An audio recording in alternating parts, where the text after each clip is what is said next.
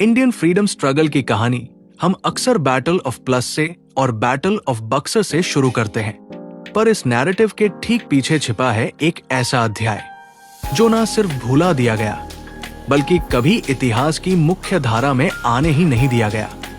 ये अध्याय है चकमा ट्राइब की, चकमा कम्युनिटी की वीर गाथा। The forgotten Chakma revolt against the British rule 1772 से 1798 तक की कहानी है। नदी, पहाड़ और गहरे जंगलों से घिरे चिट्टागोंग हिल ट्रैक्स में रहने वाले चकमा लोग उस समय सिर्फ एक ट्राइब नहीं थे, वे स्वाभिमान, आत्मनिर्भरता और स्वतंत्रता की प्रतीक एक समुदाय थे।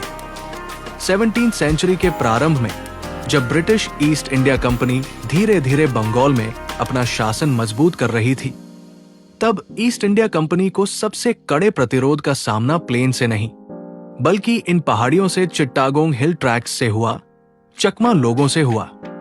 यहीं से शुरू होती है चकमा रेजिस्टेंस की वो कहानी जिसे इतिहास ने कभी वो सम्मान नहीं दिया जिसकी वो हकदार थी।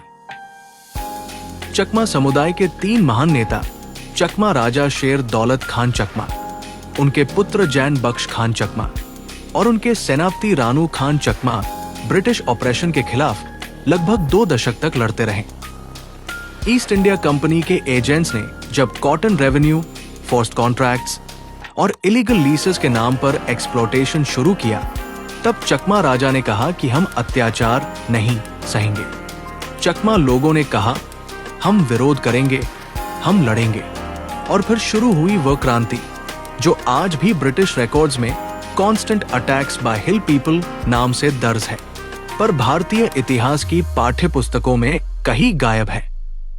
1776 से 1786 तक ब्रिटिश ने चकमा टेरिटरी में कई मिलिट्री एक्सपेडिशंस भेजे, पर पहाड़ों के चकमा लोगों ने हार नहीं मानी और अंग्रेजों से लड़ते रहे।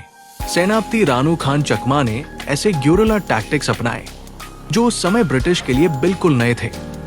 अचानक हमले, रात में घुसपैठ, जंगलों में स्ट्रैटेजिक रिट्रीट्स और आवश्यकता पड़ने पर मैदानी इलाकों में भी हमला अंग्रेजों के नाक में दम कर दिए। पुराने दस्तावेजों के अनुसार तत्कालीन ब्रिटिश कलेक्टर मिस्टर लॉ ने स्वीकार किया था, their attacks delay our revenue and weaken our hold. चकमा लोगों के हमलों से हमारे राजस्व में देरी होती है और हमारी पकड़ कमजोर होती है। ब्रिटिश ईस्ट इंडिया कंपनी ने बार बार सेपॉयज भेजे, पर चकमास हर बार बच निकले, कभी पहाड़ियों में उतरकर, कभी घने जंगलों में घुलकर। ये सिर्फ युद्ध नहीं था, ये था resistance for survival, resistance for dignity, resistance for freedom Chakma लोगों द्वारा अंग्रेजों के विरुद्ध।